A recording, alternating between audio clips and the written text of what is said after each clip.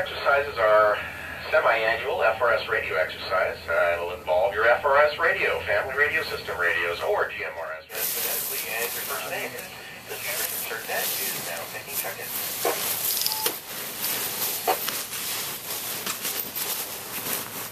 Terry, thanks for checking in. Do we have other check-ins? Kilo Fox 7 Echo Tango X-Ray. David. Okay, tonight's exercise is our semi-annual FRS radio exercise. It'll involve your FRS radio, family radio system radios, or GMRS radios too. So get it tuned into channel 7 and be ready when we start here. We're going to start at precisely 8:15 is when we invited everybody from Beaverton CERT to participate with us tonight. So at 8:15, everybody on the net here tonight is invited to make as many contacts as you can with your FRS or GMRS radio to whoever you can communicate with on channel number 7. Make sure your privacy tones are all turned off there. So since we've invited all Beaverton CERT members to participate tonight, be aware that you might be talking to either other amateur radio operators or non-ham CERT members in your area.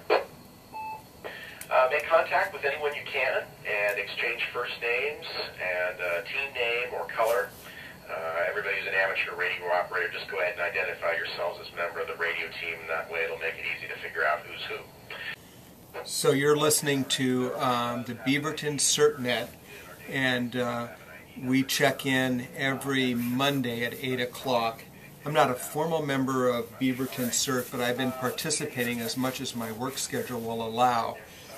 This is an annual drill that they're doing right now, testing communications with FRS radios, which would be a possibility should a disaster occur. FRS radios.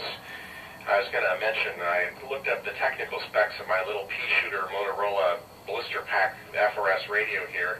It does, on high power, the GMRS, we're on FRS GMRS channel 7 tonight, so if you have a GMRS license, it's okay to use the high power option. I noticed on my radio it does a tiny bit over 1 watt on GMRS output, which is not a lot for sure. And if I hit the low power push to talk button on the FRS, I'm putting out about 11/100ths of a watt, so about 1/10 of a watt there on FRS power output.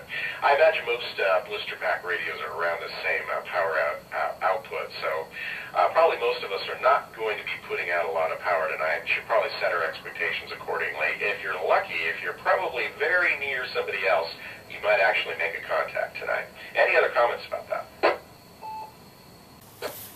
I have, like most of you, probably have a number of these FRS radios. I've got a set in my truck.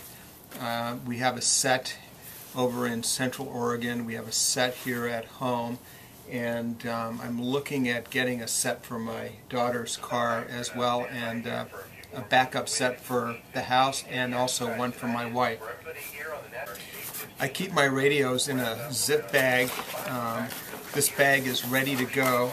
It has 2 radios, and I always carry extra battery packs in each radio bag, and these are those plastic packs that hold AA batteries, and I keep enough in each bag for 1 full change of battery. I give a shout out here to my good buddy Cody from Wrangler Star. A lot of you guys probably follow him, but he is a like-minded soul, and gifted me last year a nice little radio bag that had an extra set of FRS radios, and that now is my set that I leave at home for my wife, and if she needs to give one to the kids, she can do that.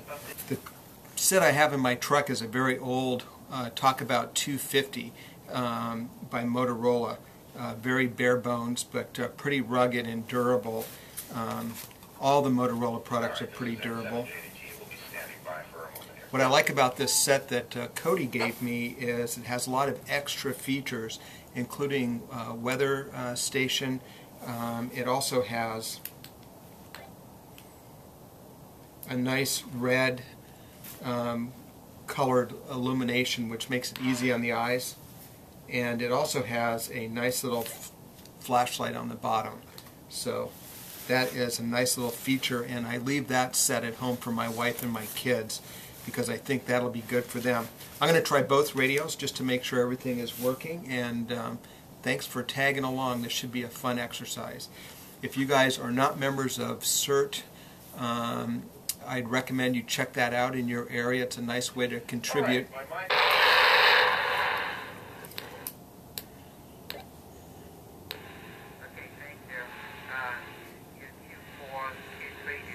Okay, this is a great example for you guys that think that you're going to have FRS radios, and if there's a disaster or the you-know-what hits the fan and you think you're going to communicate with FRS, not going to be good.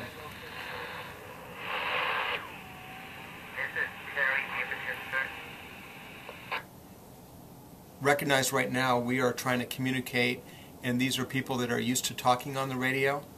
And I don't know exactly how many, but I'll bet you something on the order of at least 20 to 30 people are participating here, and they're all stepping on each other, and there's no control, and you can't get any contacts or convey information.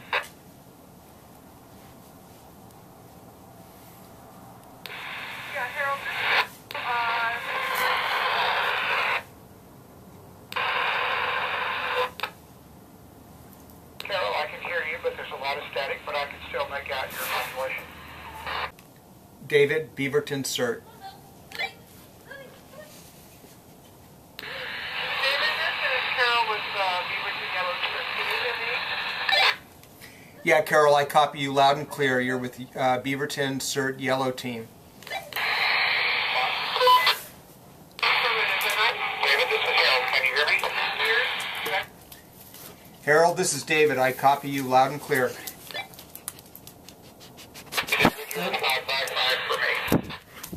Go away. John, this is Harold. How do you read?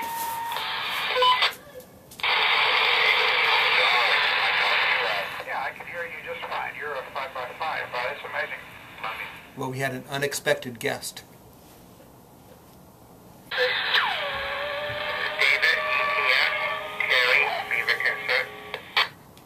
Terry, this is David, ETX. I copy you 5-5. Thank you. What's your cross street? Yeah, Terry, I am on Skyline Boulevard. Cross street is Mears, M-E-A-R-S. Are you in the West Hills? Yeah, I'm on the very top of the West Hills. Okay,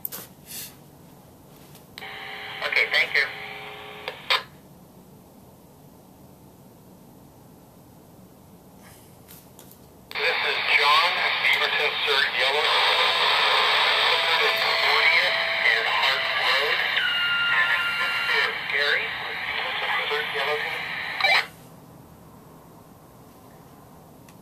John, this is David with Beaverton CERT. I copy you. Can you copy me?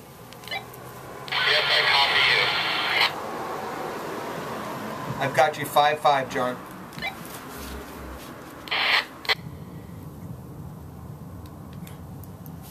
All right, well, there's another reason to test your gear. There's a big difference in the sensitivity between this old Motorola Walkabout 250 and these newer blister pack radios. My wife's going to hate that. Got to change out the gear.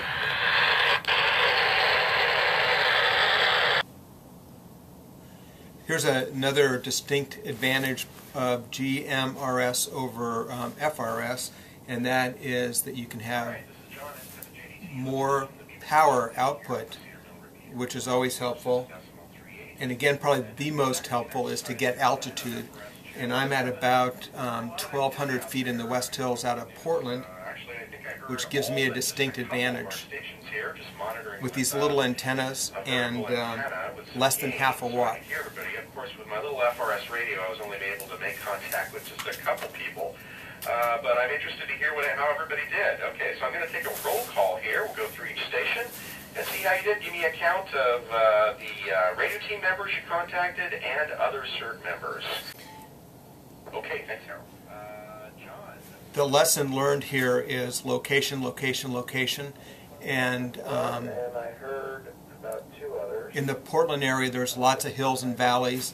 I have a fortunate position right now. I'm up on the top of a hill and can make contact down into these valleys because these radios are line of sight, and I'm just in a really good position here. With this is that Gary, his signal range from very, very clear to barely discernible.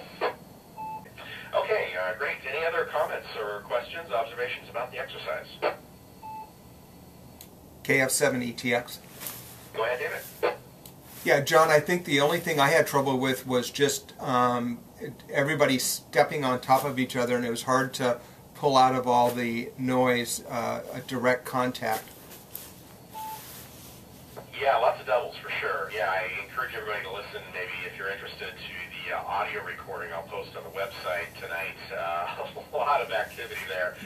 It's amazing sometimes that anybody was able to hear anybody else, but with a better antenna or good location, you can pick up more conversations. It sounds like it's double, but that's only with a radio that's picking up all the conversations. To more local stations, it might have been nice and clear. Gotcha. So appreciate that comment, David. And you were probably picking up quite a few maybe simultaneous conversations there from your location. All right, yeah, I'm always amazed at how FRS radio does. Sometimes I was able to make contact myself just shooting out the window here with my little Motorola pea shooter here with, let's see, Terry and Harold. So that's not too bad. I think I'm probably a mile or 2 from both of them, so that's pretty good. All right, any other observations about the exercise? Anything else for the benefit of the net tonight? KF7 ETX. Go ahead, Dave. Yeah, last comment, John. I think maybe because I was hearing so much and I didn't want to double on someone, I actually did not speak as much as I probably could have, and I'm a little curious how much more contacts I could have made just given the location.